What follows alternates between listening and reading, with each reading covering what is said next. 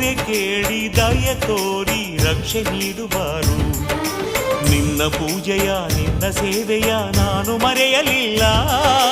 ನಮ್ಮ ಬಾಳಲಿ ಏಕೆ ಈ ರೀತಿ ನೋವು ಕಾಡಿತಲ್ಲ.